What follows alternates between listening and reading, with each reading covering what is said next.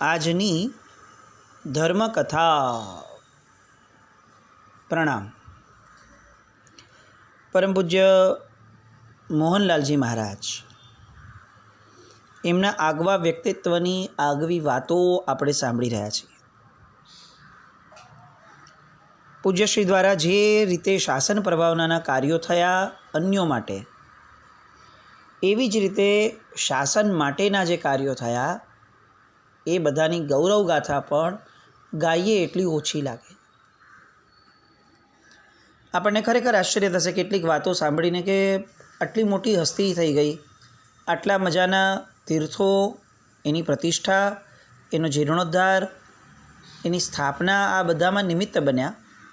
મુંબઈની અંદરમાં આટલી મોટી ભગીરથ એક આખી ધારા કાર્યોની પાયોનિયર ફાઉન્ડર બન્યા મુંબઈની અંદર ધર્મના.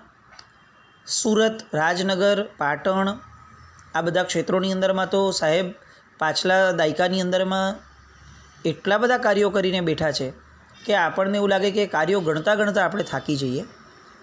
શરૂઆતના દોરની અંદરમાં ઉત્તર પ્રદેશ, એ પછીથી રાજસ્થાન, કેટલી જગ્યાઓએ, ક્યાંક બંગાળ, કલકત્તા, કેટલી જગ્યાઓએ પૂજ્યશ્રીએ પોતાના કાર્યોની રેન્જને વિસ્તારી હતી. અને તેમ છતાં પણ આજે આપણા લોકોના સામાન્ય વાતચીતોના ધારામાં, સામાન્ય સમજણના ધારામાં, અથવા ક્યાંય પણ કોઈ પણ પ્રવચનની ધારાઓમાં સાહેબને શોધવા બહુ મુશ્કેલ છે.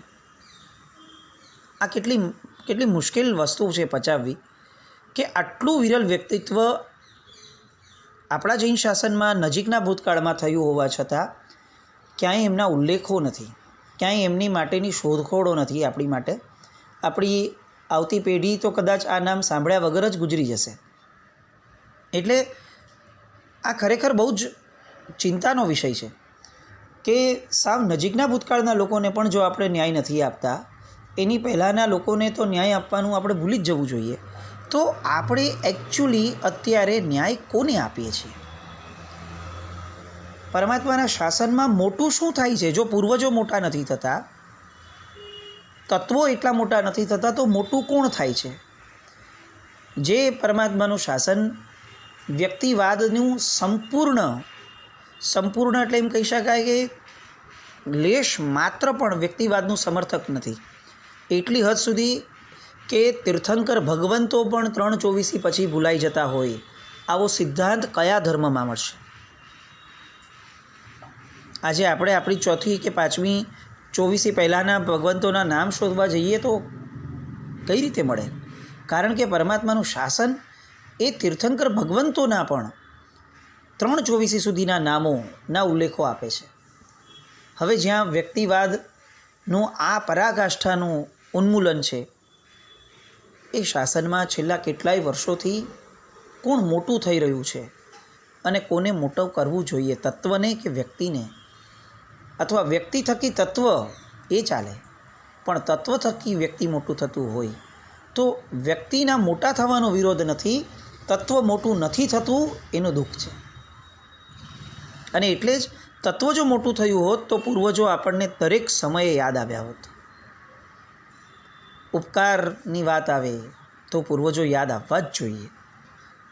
આવી ઘણી બધી વેદનાઓ પરમાત્માના શાસનના અનેક લોકોની અંદરમાં અત્યારે પ્રવર્તતી હશે.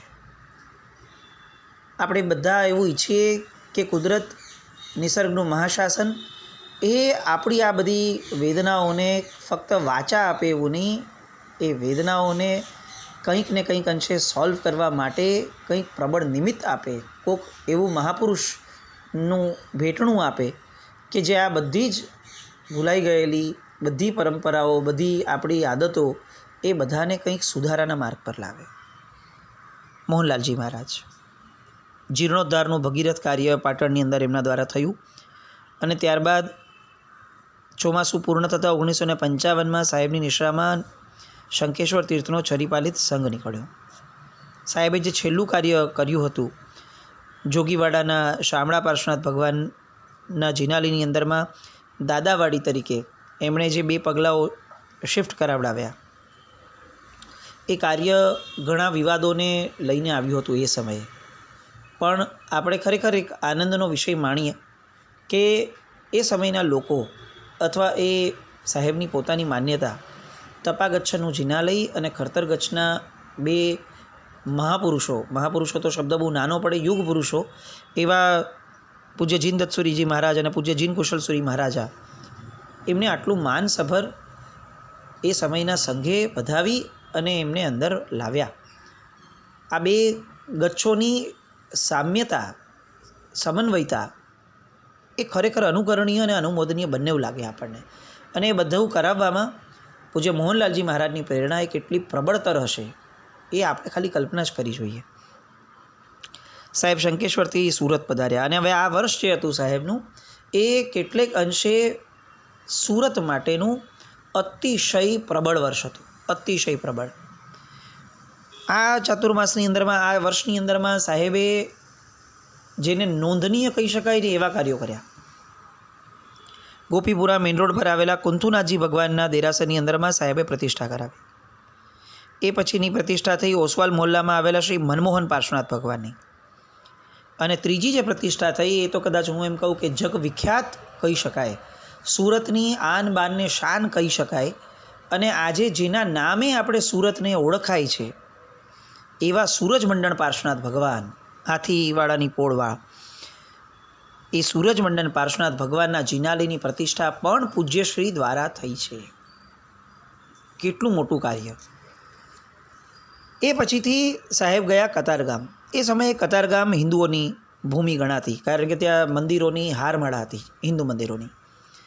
પરંતુ સાહેબે આપણા જિનાલયોના કેટલાક જીર્ણોદ્ધાર વગેરે ખૂબ પ્રયત્નપૂર્વક કર્યા. આપણે જોયું આગલા ચાતુર્માસોની અંદરમાં સાહેબે એની પર બહુ જોર આપ્યું હતું. અને આ જે જિનાલય હવે નવું બનીને આવ્યું હતું કતારગામનું, એ બહુ નયનરમ્ય હતું. પાલીતાણાના ડુંગર પરના દ્રશ્યો એ આ જિનાલયની અંદરમાં તાદ્રશ્ય કરવામાં આવ્યા હતા. જેમ પાલીતાણામાં સામસામા જિનાલયો છે, એક બાજુ ઋષભદેવ ભગવાન, બીજી બાજુ પુંડરીક સ્વામી ગણધર ભગવાનનું જિનાલય, એ રીતનું અહીંયા પણ જિનાલય બન્યું. દાદાના દેરાસરની પાછળ રાયણ પગલાં પણ રાખવામાં આવ્યા. દેરાસરની બાજુમાં જ એક આલિશાન ધર્મશાળા બાંધવામાં આવી. અને દર વર્ષે કારતક સુદ પૂનમના દિવસે સુરતનો સંઘ અહીં યાત્રા અર્થે આવે એ માટે, સાધર્મિક વાત્સલ્ય થાય એ માટેનું ફંડ પણ સાહેબે કરાવ્યું. ને આ આખું વિઝન પણ સાહેબે આપ્યું કે યાત્રિકોનો અવરોજવરો રહેશે તો આ તીર્થ ક્યારે પણ શુષ્ક નહીં બને. અને અવરોજવરો રાખવા માટે આ રીતે કારતક સુદ પૂનમના દિવસનો મેળો એ નક્કી કરવામાં આવ્યો હતો. એ રીતે આ શત્રુંજય અવતાર તીર્થની પ્રતિષ્ઠા સંવત 1955 વૈશાખ સુદ 13ના દિવસે મંગળવાર હતો, એ દિવસે સાહેબના વરદ હસ્તે થઈ હતી. આ કતારગામ એ સમયે સુરતનું પરું નહોતું કહેવાતું, હવે તો સુરતનો ભાગ જ કદાચ થઈ ગયો છે, પણ એ સમયે સુરતવાળા માટે પણ આ કતારગામ એક તીર્થ સમાન રહેતું હતું કે નજીકમાં આવેલું તીર્થ. આ પ્રતિષ્ઠા મહોત્સવ એવો શાનથી ઉજવવામાં આવ્યો હતો કે સુરતના ઇતિહાસમાં કતારગામનો આ જે મહોત્સવ છે એ અભૂતપૂર્વ બની ગયો. એટલા બધા લોકોની ભીડ જમા થતી હતી રોજ. એક વિઘ્નેશ સંતોષીએ કોઈ ગોરા કલેક્ટરને વાત કરી કે આ પ્રસંગમાં માણસોની ભીડ ભરચક રહે છે, કીડિયારાની જેમ માણસો ઉભરાય છે અને આખો દિવસ એટલી બધી ગર્દી રહે છે કે જો આ તમે પગલાં નહીં ભરો તો કોઈ મહારોગ ફાટી નીકળશે, શું કરશું પછી? અને આ કલેક્ટરને પણ ચિંતા થઈ કે આપણે જઈને ચેક કરવું જોઈએ. અને કલેક્ટર આવ્યા. કલેક્ટરના આવ્યા પછીથી લોકો ઊંચા શ્વાસે હતા, શું થશે? પણ લોકોને એ ખબર ન હતી કે અહીંયા એક સંત બેઠા છે જે સંતનું પુણ્ય તપતું હતું. એ મહાપુરુષના નૈષ્ઠિક બ્રહ્મચર્યના તેજથી આંધીઓ જાણે છિન્ન ભિન્ન થઈ જતી હતી. એવા એ મહાપુરુષના દર્શન માટે એ ત્યાંની વસ્તુઓ ચેક કરવા માટે કલેક્ટર આવ્યા. પણ સાહેબને એમણે જેવા જોયા, દર્શન કર્યા, એવા એ ઠરી ગયા. શીતળ તેજ કિરણ વેરતી સાહેબની સૌમ્ય મુખ્ય મુદ્રા જોઈ અને એ કલેક્ટર ભૂલી ગયો કે હું શેની માટે આવ્યો છું. સાહેબને દર્શન કર્યા, એમના મોહક વ્યક્તિત્વથી અંજાઈ ગયા અને એક પણ વસ્તુ ચેક કર્યા વગર કલેક્ટર નીકળી ગયા. અને ખાલી એટલું કહીને ગયા કે આવા મહાપુરુષ જ્યાં હોય ત્યાં મહારોગ જવા દો, રોગ પણ પ્રવેશી શકે નહીં, તમે તમારું કામ ચાલુ રાખો. કેવો ચમત્કાર! આપણને એમ લાગે કે આ મોહનલાલજી મહારાજના દર્શન વિનાના આપણે ખરેખર આપણા જીવનની અંદરમાં કંઈક ગુમાવ્યું છે. આવા કેટલા બધા મહાપુરુષો થયા કે જેના દર્શન આપણે પામ્યા નહીં. એની પછીથી સાહેબ રાજનગર ગયા. રાજનગરની અંદરમાં જે સાહેબ ત્યારે યોગોદ્વહન કરાવડાવ્યા હતા જશમુનિજીના એ અને હર્ષમુનિજીના, એમના પદવીનો કાર્યક્રમ સરસ મજાનો થયો. ભગવતી સૂત્રના યોગોદ્વહન થયા હતા. ત્યાર પછીથી પન્યાસ પ્રવર્ષી જશમુનિજી હર્ષમુનિજી ફરી પાછા સુરત પધાર્યા અને પદવીની વાતો ચાલી. એમની વિશેષપણે પદવીનો ઉત્સવ કરવાની વાતો થઈ અને એ સમયે ધરમચંદ ઉદયચંદજી, જીવણચંદભાઈ, લલ્લુભાઈ, નગીનચંદ કપૂરચંદ ઝવેરી, શ્રી ફૂલચંદ કસ્તુરચંદ, આવા બધા સુરતના આગેવાન શ્રેષ્ઠીઓ ભેગા થયા અને એમાંથી ધરમચંદભાઈ એમણે એક વાત મૂકી કે આજથી 8 વર્ષ પહેલાં જ્યારે સાહેબ અહીંયા પધાર્યા હતા ત્યારે સાહેબે મને પર્સનલ લેવલ ઉપર બાજુમાં બેસાડી અને વારંવાર એ ચાતુર્માસમાં એક ટકોર કરી હતી કે ધરમચંદભાઈ, આ આબુના જિનાલયો એનો જીર્ણોદ્ધાર બહુ જરૂરી છે. આ જીર્ણ દેરોસર માટે કંઈક કરો, નહીં તો એ પડતા બચાવી નહીં શકીએ આપણે. અને આજે એ જ વિચારનો જાણે પડઘો પડતો હોય, સાહેબની દીર્ઘદ્રષ્ટિ એ ખરી થતી હોય એ રીતે હવે પ્રાચીન સ્થાપત્યના સંરક્ષણનો કાયદો આવી રહ્યો છે. અને જો આ કાયદા હેઠળ સરકાર આપણા પ્રાચીન સ્થાપત્યોને પોતાના હસ્તક લઈ લેશે તો આપણે જીર્ણોદ્ધાર આદિ કોઈ કાર્યો નહીં કરી શકીએ. અને એટલા માટે જો આપણે સમયસર ન જાગ્યા તો એટલા બધા મોડા પડી જશું કે જ્યારે આપણે કામ કરવા જશું ત્યારે કામ વેઠ કર્યા જેવું લાગશે. અને એમાં પણ આ માઉન્ટ આબુના જિનાલયો, એની પર તો યુરોપની નજર ગીધ નજરે છે. અને મને એવું જાણવામાં આવ્યું છે કે લોર્ડ કર્ઝન આ જિનાલયોના દર્શન માટે આવવાનો છે. એ જોઈ અને નક્કી કરવાનો છે કે આ સ્થાપત્યો જે છે બધા એને આવી રીતે પ્રાચીન સ્થાપત્યના જે કાર્યક્રમ છે એના સંરક્ષણમાં લઈ લેવા કે ન લઈ લેવા. ભાઈઓ, આપણે ખરેખર બહુ જ મોડા છીએ, પણ તેમ છતાં સજાગ થઈને કંઈક ને કંઈક તાત્કાલિક ધોરણે કરવું પડશે.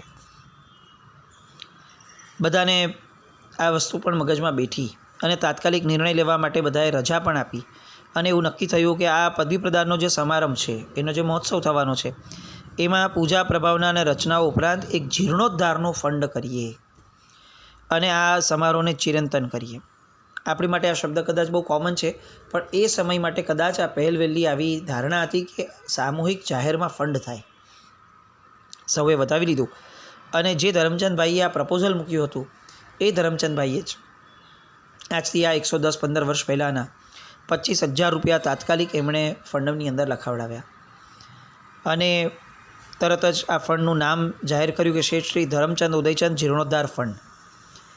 તરત રકમ પણ ભરી દેવામાં આવી અને મેનેજિંગ ટ્રસ્ટી તરીકે એમના સુપુત્ર જીવણચંદભાઈને રાખવામાં આવ્યા કે જે હાલમાં જીનભદ્ર વિજયજી મહારાજ સાહેબ, એટલે કે પછીથી દીક્ષા થયા પછીથી જીનભદ્ર વિજયજી મહારાજ સાહેબ તરીકે એ જૈન શાસનના એક રત્ન તરીકે થયા. એક શુભ પડે શરૂઆત થઈ ફંડની અને એ સમયની એક માતબર રકમ કહી શકાય એવી 1.25 લાખ રૂપિયાની રકમ ફક્ત એ પન્યાસ પદવીના મહોત્સવના કાર્યક્રમની કેટલીક મિનિટોમાં થઈ ગઈ. 100 વર્ષ પહેલાંના 1.25 લાખ રૂપિયા આજના કેટલા થાય એ આપણે બધા બજેટ ઉપર સરસ મજાની ટિપ્પણીઓ કરતા એવા આપણા ગણિતજ્ઞ, શાસ્ત્રજ્ઞો બધા એ આ બાબતમાં ખરેખર વિચાર કરે કે સાહેબની પ્રેરણાથી કેટલા શુભ કાર્યો થયા છે. સાહેબે પણ મંગલ આશીષ આપ્યા અને ગાઈડન્સ વગેરે માર્ગદર્શન જે આપવાનું હતું એ થયું. અને ત્યાર પછીથી સાહેબ સંવત 1958ની અંદરમાં મુંબઈ પધાર્યા અને ત્યાં અષાઢ વદ છઠના દિવસે માધવબાગના વિશાળ ચોગાની અંદરમાં હર્ષમુનિ મહારાજને પન્યાસ પદવી આપવામાં આવી. પછીના 4 વર્ષ સુધી સાહેબ મુંબઈમાં રહ્યા. સંવત 1960ની અંદરમાં લોકોની બહુ જિજ્ઞાસા હતી એટલે એમણે બધાએ ઈચ્છા વ્યક્ત કરી કે સાહેબ આપ પધાર્યા છો તો ભગવતી સૂત્રનું વાંચન શરૂ કરો. અને ભગવતી સૂત્રના વાંચન પર એક એવો બહુમાન સાહેબ પ્રગટાવી શક્યા હશે લોકોની અંદરમાં કે દર 100 ગાથાએ શેઠ દેવકરણમૂળજી, શેઠ પ્રેમચંદ રાયચંદ આદિ ગૃહસ્થો દર 100 ગાથાએ એક સોનાની ગીની મૂકી અને ભગવતી સૂત્રનું એ બહુમાન કરતા હતા. આ 3 વર્ષમાં સાહેબે બીજા 7 મુમુક્ષુઓને પણ દીક્ષા આપી. અને એ 1960ની સાલની અંદરમાં એક સરસ મજાની નવપલ્લવિત કરી દે મુંબઈને એવી ઘટના ઊભી થઈ, બાબુ અમીચંદ પન્નાલાલ વાલકેશ્વરના જિનાલયની ઘટના એવી રીતે થઈ હતી કે દેરાસર સરસ મજાનું નિર્માણ થઈ ગયું હતું, પણ હવે મૂળનાયક ભગવાન કયા પધરાવવા એ કન્ફ્યુઝન હતી. અને આ જિનાલયના મૂળનાયક ભગવાન માટેની તપાસ ચાલુ હતી. એવામાં એકવાર રાત્રે બાબુ સાહેબના ધર્મપત્ની કુંવરબાઈ, એ કુંવરબાઈને સ્વપ્ન આવ્યું. સ્વપ્નની અંદરમાં એમણે એક અલૌકિક કક્ષાની વિતરાગની પ્રતિમા જોઈ. સ્વપ્નમાં પણ કુંવરબાઈએ આ મૂર્તિ જોઈ અને તાત્કાલિક એટલા બધા ભાવમાં આવી ગયા, નમો જીનાણમ બોલ્યા અને એટલા બધા ભાવમાં આવી ગયા કે રડવા લાગ્યા સ્વપ્નમાં. અને જ્યારે આંખ ઉઘડી ત્યારે એ ખરેખર રડતા હતા. અને એમણે આ તરત જ ખ્યાલ આવ્યો કે આ તો સ્વપ્ન હતું, અને તેમ છતાં પણ કેટલું જીવંત હતું કે સ્વપ્નમાં રડ્યા અને ખરા અર્થમાં ખરેખર પણ રડતા હતા. એ ભગવાન એમની આંખની અંદર જાણે અંકિત થઈ ગયા હોય એ રીતે એ ભગવાન એમને હવે નજર સામે તરવરવા લાગ્યા. આ કયા ભગવાન હતા? આ કયા જિનાલયમાં હતા? કયા ગામમાં હતા? કોણ એનો જવાબ આપે? અને આ ભગવાન કેમ આવ્યા? આ બધા જવાબો કોણ આપે? અને બધાની, બાબુ સાહેબની ને બધાની નજર ઠરી મોહનલાલજી મહારાજ ઉપર. અને વહેલી સવારે બંને જણા, બાબુ સાહેબ અને તેમના ધર્મપત્ની, સાહેબને વંદન કરવા આવ્યા. સુખ શાતા પૂછી, વંદના કરી અને વાત કરી કે સાહેબ આવી રીતનું સ્વપ્ન આવ્યું છે. ગંભીરતાના સ્વામી એવા મોહનલાલજી મહારાજે સ્વપ્ન આખું શાંતિથી ધીરતાપૂર્વક સાંભળ્યું, ઉલ્લાસભેર સ્વપ્નની અનુમોદના કરી અને બેઠા સામે જે છે બંને જણા, એની સામે જ સાહેબે આંખ બંધ કરી. ક્યાંક કોઈક અલગ દુનિયામાં સાહેબ જાણે વહી ગયા હોય એવી રીતે કેટલીક મિનિટ માટે ધ્યાનની એ જગતની અંદરમાં સાહેબ આંટો મારવા વયા ગયા. અને જેવી આંખ એમણે ખોલી અને તરત એમણે કીધું કે બાબુ સાહેબ, આજે જ તમે લોકો અહીંયાથી સીધા ખંભાત પ્રયાણ કરો. બાબુ સાહેબ માટે મોહનલાલજી મહારાજનો શબ્દ એટલે તહતથી સિવાય બીજો કોઈ વિકલ્પ જ નહીં મનમાં પણ. એટલે એમણે તરત જ મહારાજની આજ્ઞા માથે ચડાવીને ખંભાત તરફ બંને જણા ઉપડી ગયા. ત્યાં જઈને પ્રાચીન ભવ્ય જિનાલયોની યાત્રા શરૂ કરી. મજાની વાત જુઓ, સમર્પિતતા જુઓ કે ખંભાત જઈને શું કરવાનું છે એવું પૂછ્યું પણ નહીં. કેમ ખંભાત મોકલો છો એવો પણ પ્રશ્ન નહીં. અને સાહેબ અમે તો આવ્યા હતા પ્રશ્ન લઈને સ્વપ્નનું, એનું રેફરન્સ કંઈક તો આપો, આવી પણ વાત નહીં. ફક્ત આ 2 કે 3 લાઈન પૂરતો સંવાદ. અને આટલું બોલ્યા સાહેબે તહત્તી કરી. એની પછી મોહનલાલજી મહારાજ કંઈ જ બોલ્યા નથી. એ તો આપણાથી એમને પૂછાય નહીં. એમણે જે કહ્યું એમાં બધા જવાબ આવી ગયા હશે. આવી પૂર્ણ સમર્પિતતા સાથેનું આ બાબુ સાહેબનું સાહેબ પ્રત્યેનું સમર્પણ, એમના પ્રત્યેનો ભક્તિભાવ. ખંભાત પહોંચ્યા અને અલગ અલગ જિનાલયોની યાત્રા શરૂ થઈ. સહસા ચિંતામણી પાર્ષદ ભગવાનના જિનાલયમાં આવ્યા અને કોકે કહ્યું કે નીચે બાબુ સાહેબ ભોયરામાં પણ જિનાલય છે.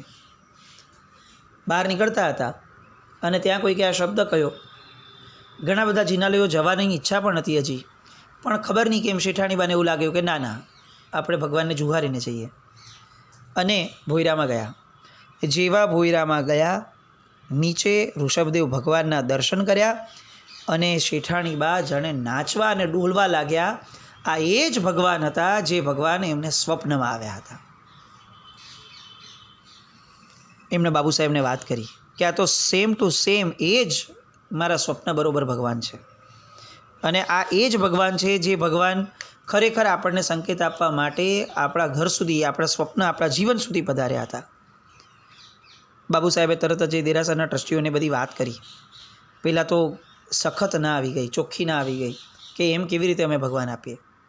પણ જ્યારે સ્વપ્નની વાત કરી, મોહનલાલજી મહારાજે અહીંયા મોકલ્યા એની વાત કરી અને આખો આ ઇતિહાસ સ્વપ્ન પાછળનો સાંભળી અને ટ્રસ્ટીઓએ બધી વાત સમજી અને છેવટે પ્રતિમા લઈ જવાની સંમતિ આપી. અને 1960ના માગસર સુદ છઠના દિવસે સાહેબે આદિશ્વર ભગવાનની પ્રતિષ્ઠા આ વાલકેશ્વર જિનાલયમાં કરાવડાવી. સાહેબે પ્રેરણા કરી કે તમે જિનાલય બંધાવો, ફકલો એમ કેમ ચાલે? ભવિષ્યની અંદરમાં તો અહીંયા સંવેગી મહાપુરુષોનો એક પછી એક કાફલો આવવાનો છે. ઉપાશ્રય વગરનું જિનાલય એ કઈ રીતે ચાલે?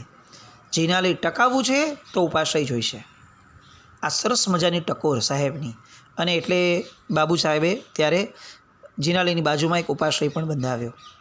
આમ સંવત 1960ની આ સાલ સાહેબના વચન સિદ્ધિના એ પ્રસંગો માટે ખરેખર યાદગાર રહેશે. 61નું ચોમાસું પણ મુંબઈ જ હતું, પણ આવા વચન સિદ્ધિના કેટલાક એવા પ્રસંગો હજી બીજા જે સાંભળીએ તો આપણને એમ લાગે કે મોહનલાલજી મહારાજનું સૂક્ષ્મ જ્ઞાન, મોહનલાલજી મહારાજની અગમની દ્રષ્ટિ એ શું ગોચર કરી શકતા હતા ભવિષ્યનું. એમને જ્યોતિષી કહેવા, એમને વચનસિદ્ધ પુરુષ કહેવા, એમને દીર્ઘદ્રષ્ટા કહેવા, એમને અગમના દ્રષ્ટા કહેવા, એમને શું કહેવું?